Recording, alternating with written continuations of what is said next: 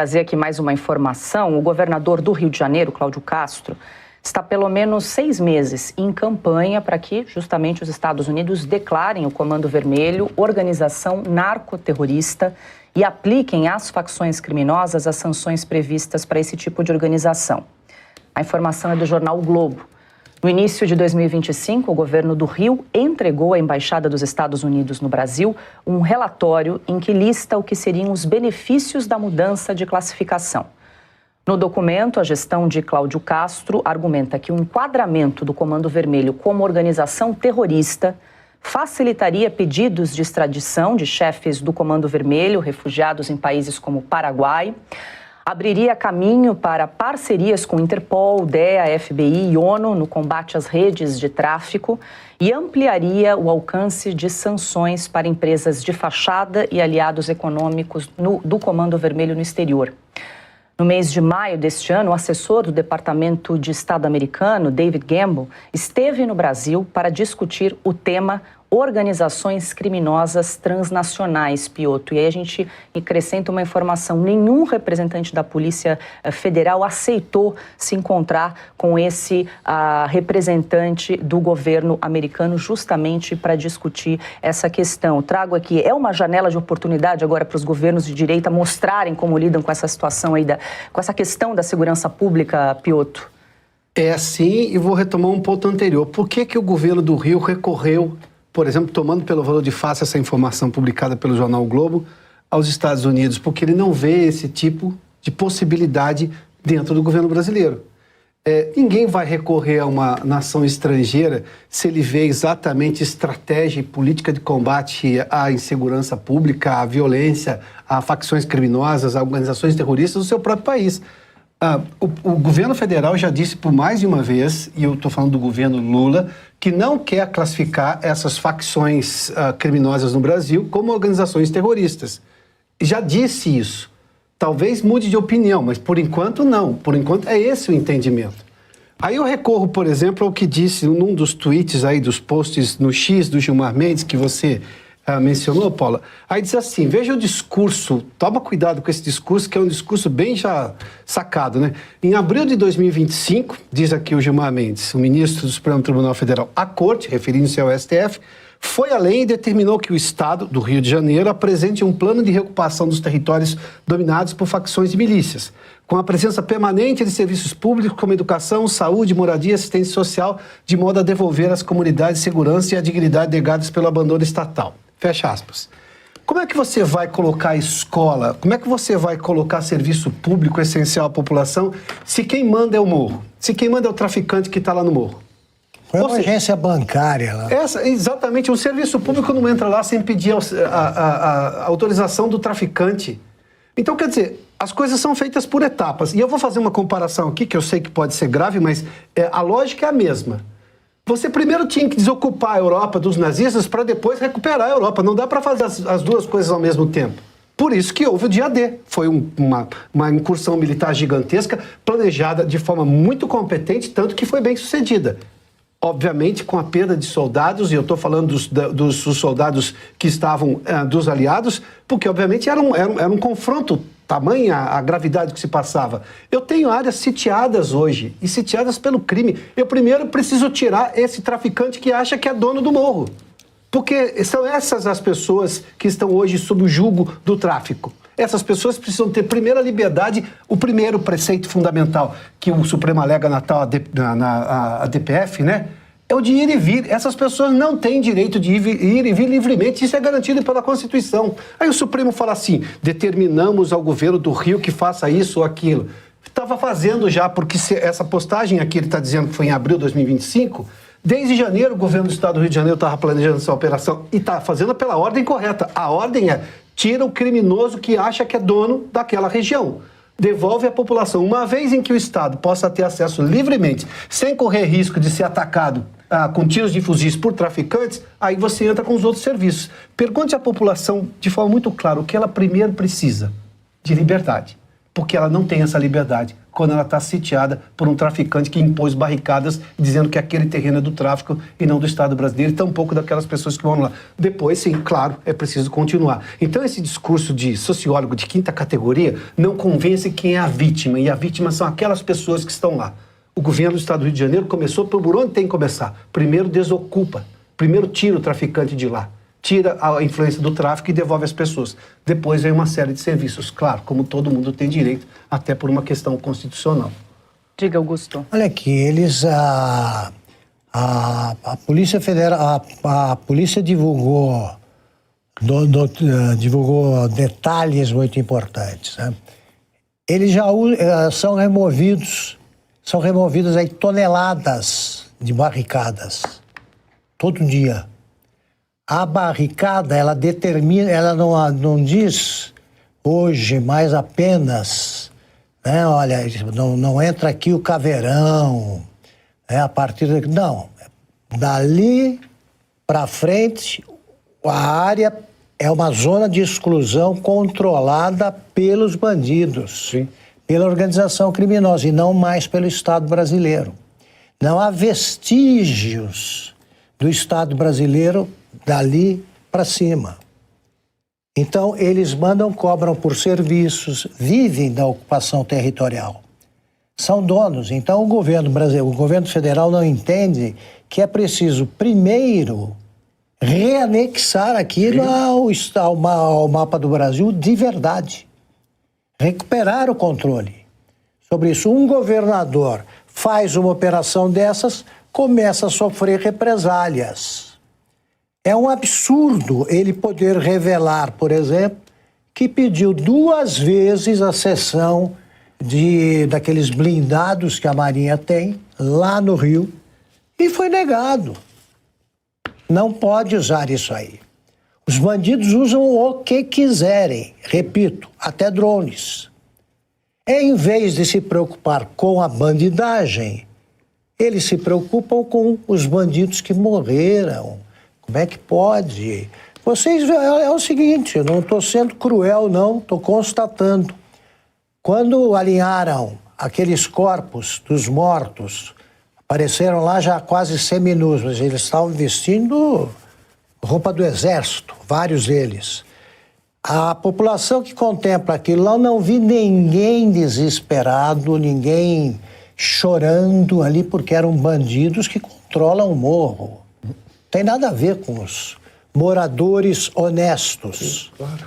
E você tem uma maioria imensa de moradores honestos querendo trabalhar e sendo subjugados de todas as formas por esse bando. E aí os jornais apresentam como o quê? A operação mais letal. A operação da Normandia deve ter matado gente pra burro. Pois é. E ninguém ficou lamentando a morte dos alemães que resistiram. Você tinha que invadir aquilo para que a França voltasse a ser livre, para que o mundo ocidental recuperasse o território conquistado pelos nazistas. Aqui, eles tinham operação letal. Para mim, não. Para mim foi a operação mais vigorosa. Não tem nada de letalidade. Agora, a imprensa, ela vai nessa. Letal, morreram. Morreram civis. Morreram moradores. Nenhum. Estão apresentando as capivaras dos caras. O ministro Alexandre de Moraes devia se contentar com a capivara. Pô, é desse tamanho? Tá bom, então fazer o quê com uma coisa dessas? Não. O Boulos assume o ministério, aí dele diz 1 minuto de silêncio pelos mortos do Rio, pensando em quem? Nos soldados, nos policiais civis que morreram? Não. Pensando nos bandidos. Pois no dia seguinte ele declarou que, no mesmo dia, declarou que aquele ministério não era dele, era do MTST, que invade terrenos alheios para controlar, é o que faz o Comando Vermelho, são primos. Isso aqui é um completo e absoluto escárnio mesmo, né? O Brasil virou uma várzea. Como vocês viram, operação no Rio de Janeiro, a população celebrou, principalmente aqueles que são afetados diariamente por conta desses terroristas, né? Dessas facções criminosas, bateram palmas e deram um grito de socorro. Finalmente alguma ação contra facções criminosas aconteceu. E aí, imediatamente, Alexandre de Moraes pega a DPF, aquela DPF que fala sobre as restrições das operações militares e policiais em áreas dominadas pelo tráfico, a DPF que protegeu o narcotráfico no Brasil, e ele basicamente ameaça o governador do Rio de Janeiro, coloca 18 imposições, quer saber congelamento total de provas, quer saber o que foi feito, câmera, e decidiu ir até o Rio de Janeiro para participar de uma reunião onde ele intimou o governador, o prefeito, o secretário de segurança, para ele entender o que está acontecendo. É tipo assim, Alexandre de Moraes é o presidente, é o governador de todos os estados, é o prefeito de todas as cidades e é o ditador do Brasil. Isso por si só já é um escárnio. Mas aí ele vai para o Rio de Janeiro para poder resolver a situação, e ele censura a imprensa para falar sobre o conteúdo do que foi debatido na reunião. Esse trecho que saiu agora, cara, é assim, todos os limites foram esquecidos ou ultrapassados para esse cidadão, todos. Tino, burburinho aqui agora, depois que a Secretaria de Comunicação do Governo do Estado, então, anunciou que, de fato, não vai ter nenhuma coletiva de imprensa. Segundo eles relataram para a gente, o próprio ministro do STF, Alexandre de Moraes, proibiu, então, qualquer aviso à imprensa ou qualquer comunicação dos próprios secretários aqui da cúpula da Segurança Pública do Rio de Janeiro com a imprensa, que essa reunião está a portas fechadas, a gente já sabia, mas eles atualizaram também o teor da restrição também. Foi extremamente restrita essa reunião. Nem assessores de comunicação, por exemplo, do governador, do Cláudio Castro, que costumam participar dessas reuniões, puderam entrar. Cara, nenhum assessor de comunicação do governador pôde entrar na reunião. Alexandre de Moraes vai fazer uma reunião ali com 5, 6 pessoas e o que for falado ali dentro, ninguém vai poder saber. Não, o princípio principal assim, de uma democracia é a transparência. Primeiro que o Alexandre de Moraes nem sequer deveria estar lá. Isso não é da alçada da Suprema Corte decidir sobre operações policiais contra o narcotráfico. Cara, tá tudo errado. Delegados da Polícia Civil também ficaram de fora. Meu Deus, cara, os delegados da Polícia Civil estão de fora. Que vieram até aqui os delegados da DRE, que encabeçou inclusive a mega operação da semana passada, delegado da CORE, também o comandante do BOP também estão aqui. Cara, nem o comandante do BOP, nem o comandante das tropas que fizeram a operação puderam participar. Mas não puderam entrar, ficaram do lado de fora, só entraram mesmo, então, o governador, além do ministro do STF, Alexandre de Moraes, e também os secretários, o secretário de Segurança Pública, da Polícia Civil e da PM, e mais uma pessoa também, que é o Procurador-Geral do Estado, o Renan Miguel Saad. Então, essa reunião está extremamente restrita, portas fechadas, e ao que tudo indica aqui, a gente vai saber muito pouco do que saiu, e qual foi o teor também dessa reunião, o que eles conversaram ali entre governo do Estado e ministro do STF. A operação mais exitosa que já teve contra o crime organizado, Alexandre de Moraes vai lá, basicamente cria condições para que nenhum outro governador repita essas operações, manda pegar todas as provas e vai lá no Rio de Janeiro e determina que o governador tem que sentar com ele. Cara, como que o Brasil se deixou chegar nesse ponto? 41 senadores já assinaram o pedido de impeachment dele e o trem não avança, a situação não avança. A única solução, cara, é fazer maioria no Senado em 2026. Ano que vem, a gente tem que chegar em 2027 com maioria esmagadora para a gente poder voltar a viver num país normal. Como que uma pessoa detém todo o poder da nação? É impressionante. E tudo que eles perdem no Congresso, vai lá alguém pedir para o Moraes e ele na canetada derruba tudo. Cara do céu, como que a gente chegou nisso? A imprensa foi censurada. A imprensa achou que ficaria só na direita. Escuta, censura nunca sacia o apetite. A imprensa achou que ficaria só na direita, só com comunicadores, agora está sendo a imprensa censurada. Bolsonaro não pode dar entrevista, Felipe Martins não pode dar entrevista, mas se prender hoje o chefe do PCC, ele faz uma coletiva de imprensa.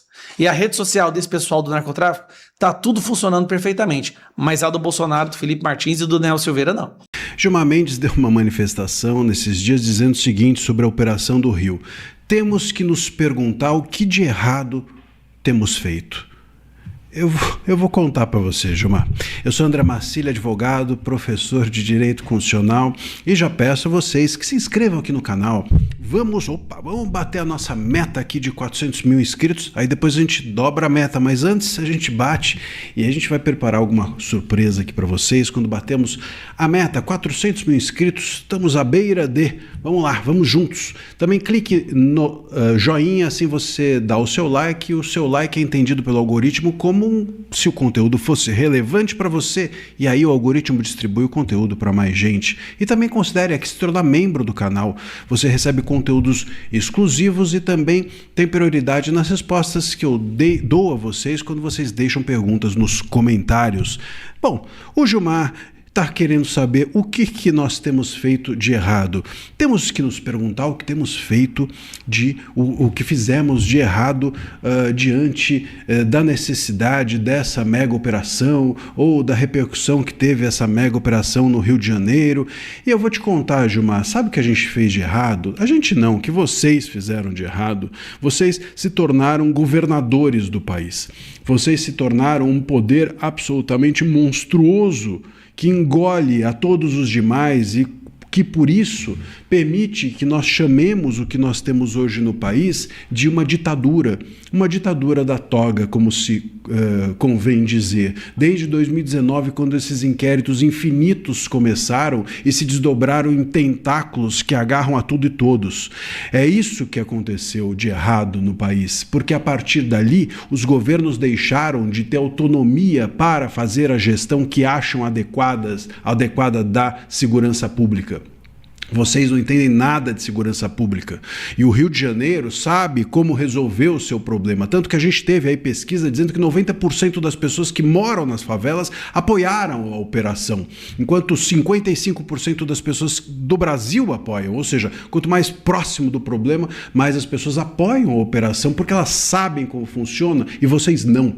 Mas vocês se tornaram ativistas e, ao se tornarem ativistas, vocês usurparam o poder dos estados de tratarem de forma adequada a segurança pública dos seus próprios lugares, e com isso desidrataram o poder desses governos e impediram que a gente solucionasse essa questão. Além disso, há um problema, Gilmar, que é culpa também de vocês, que é a impunidade nesse país. Nós temos aqui, eu estou pegando, por exemplo, uma notícia da Gazeta do Povo que diz: dossiê de senador diz que STJ, o poder irmanado de vocês, concedeu 9 mil habeas corpus a traficantes em 2024. Eu vou repetir esse dado, Gilmar.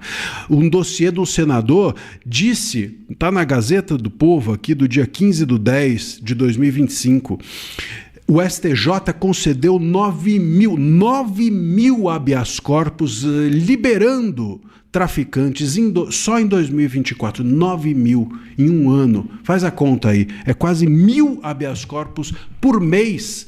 Então, como é que a gente pode acreditar que exista a possibilidade de que essas pessoas consideradas traficantes sejam punidos? Vocês agora estão apresentando um pacote antifacção, um pacote que, enfim, tenta resolver o problema, e dentro do pacote vocês entendem que existe o faccionado primário. Uma das coisas que vocês trazem é isso, o faccionado primário. Então, quer dizer, o cara foi da facção, mas ele foi uma vez só, então ele tem uma pena menor. Como se isso fosse uma coisa singela. Isso daí, o Gilmar, mostra com vocês do STF, vocês do STJ, vocês do governo federal não entendem nada de segurança pública, glamorizam o crime, vitimizam o criminoso, impedem, quem entende mesmo, que são os estados, de tratarem do problema. Vocês deviam, Gilmar, ajudar, sabe como? Ficando quietos. A casa começou a cair. Segundo informações que estão rodando forte nas redes, o governador do Rio de Janeiro teria alertado ninguém menos que Donald Trump sobre as ações de censura comandadas por Alexandre de Moraes em solo brasileiro. A denúncia teria vindo acompanhada de detalhes sobre operações que, segundo aliados, calaram vozes conservadoras e opositoras sob o pretexto de combater desinformação. Se confirmado, o episódio pode virar um divisor de águas internacional. Afinal, o Brasil agora está sob os olhos do mundo, e a palavra censura voltou a ecoar alto. Trump, conhecido por bater de frente com a velha imprensa e o establishment, não teria gostado nada do que ouviu sobre o braço da toga sufocando a liberdade de expressão no país. É o início de uma reviravolta? Será que a verdade finalmente vai atravessar as fronteiras e expor o que a grande mídia tenta esconder? Compartilhe, comente e mantenha os olhos abertos. A resistência não se cala. E é assim que a esquerda age. Seja nos Estados Unidos, seja no Brasil. Monitoramento ilegal, processo politizado, condenação fajuta. Esse é o modus operandi desses caras que juraram proteger a democracia, as suas liberdades. Eu já falei isso várias vezes. Quem acompanha o Paulo Figueiredo Show há mais tempo sabe. O que acontece nos Estados Unidos e no Brasil são espelhos. O do Brasil é um espelho sujo, mas ainda assim é um espelho. O que vai me levar ao ponto que nós temos aqui, por exemplo, iniciativas como a do governo Lula, da plataforma do respeito. Já viram isso? A plataforma do respeito, que é um sistema de inteligência artificial que está te monitorando nesse exato momento.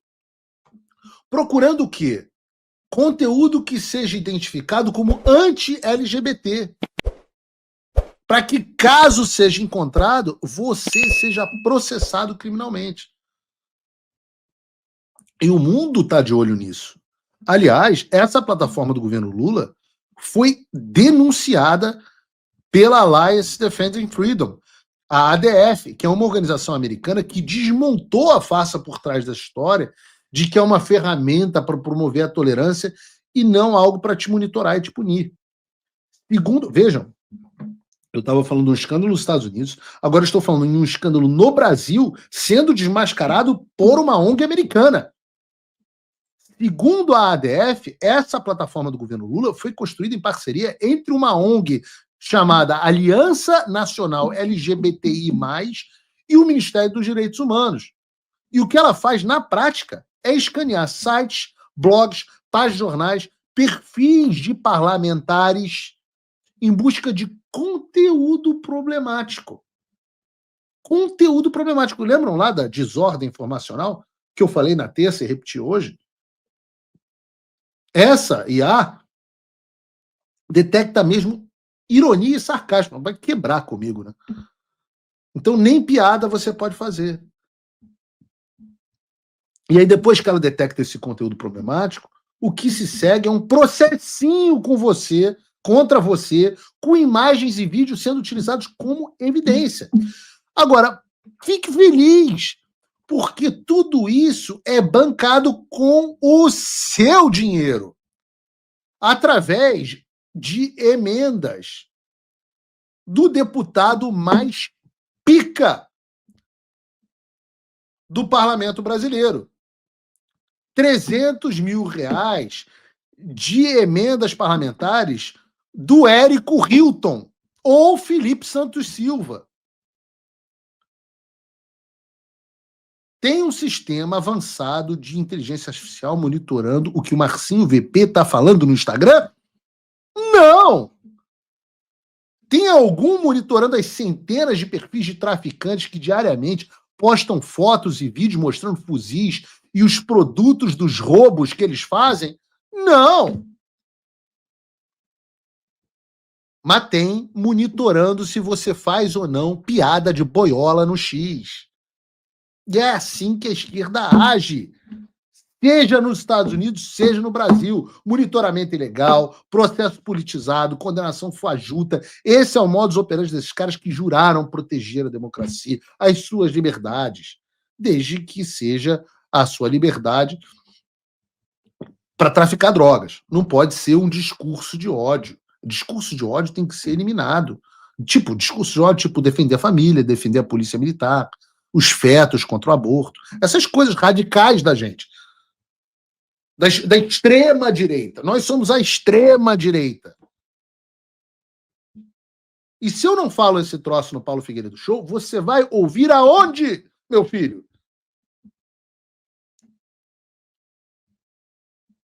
40 e tantas mil pessoas nos assistindo aqui. Se você não ouve isso no Paulo Figueiredo Show, você vai ouvir onde essa história?